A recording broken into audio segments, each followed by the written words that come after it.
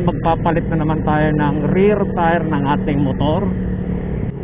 Ito na ang pang-anim na tire change sa rear ng ating motor. Ang mileage ni NK400 as of this date ay 121,489.7.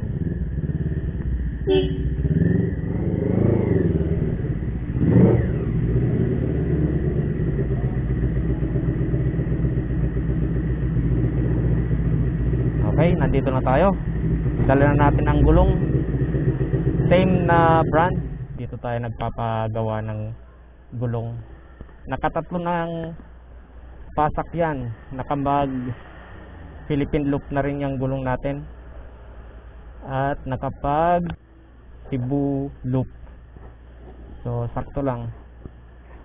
24,000 kilometers na ang na-travel ng rear tire natin. Okay. Ipa-wheel balancing na natin yan. Okay, ongoing na yung pagkakalas ng lumang gulong. Rear tire. Ito yung condition ng ating lumang gulong. Makakadikit pala yung pasak ko. Ito yung bagong pasak yan. Ako lang gumawa niyan. Okay.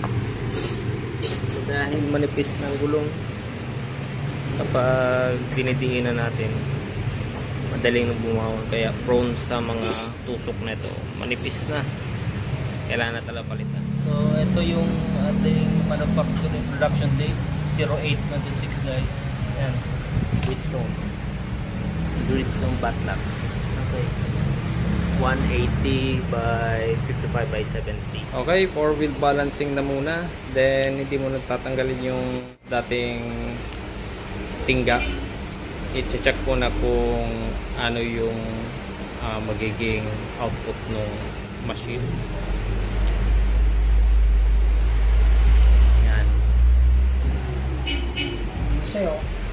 Ano yung 15 na yan? Gramo? So, kasi hindi pa tayo nagmamanual na, hindi pa tayo nagsusukat. Pag balance yan, 0 dapat yan. Oo.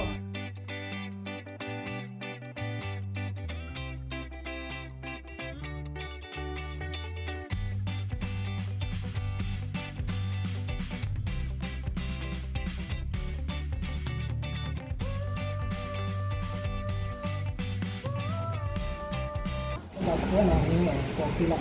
Okay. So may 40 grams tayong ikakabit. Yan.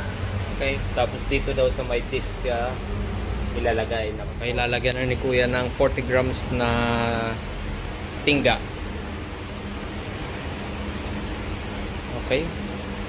Tapos ikutin ulit para ma-check kung balance na. Kailangan mag 0-0 yun. Start. Ayan. Start na tayo. Pag nag-0 yan, ibig sabihin balance na yan guys. Balance yan. Balance na. Balance na.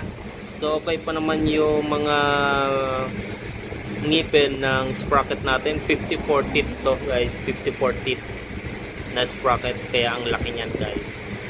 Okay, wala pa naman mga damage. So, okay pa naman siya.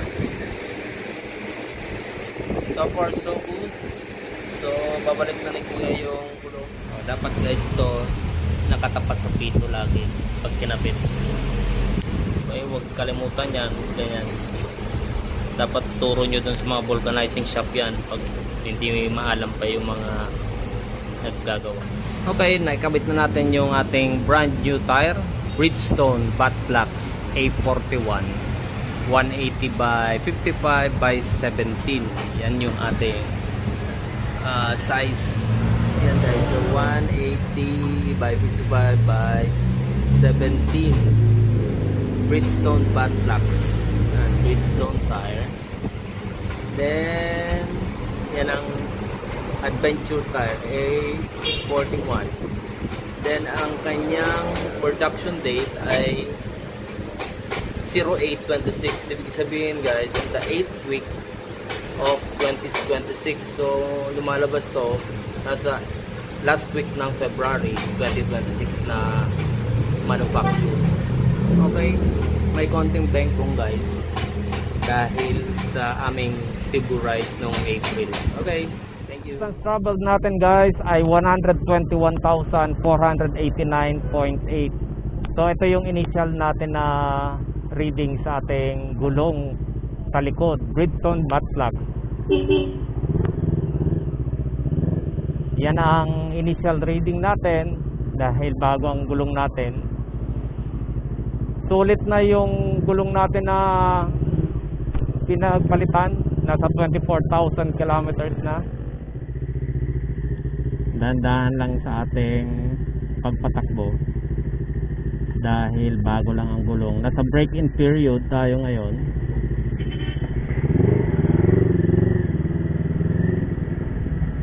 Thank you sa pananood ng mga videos ni Tony Moto TV.